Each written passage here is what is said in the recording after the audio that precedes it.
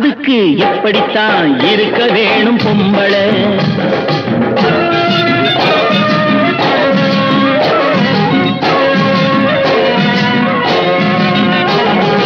உடல் அழகை ஊரு மெச்ச காட்டக்கூடாது, மேலே உடுப்புகளை இடுப்பு தெரிய மாட்டக்கூடாது.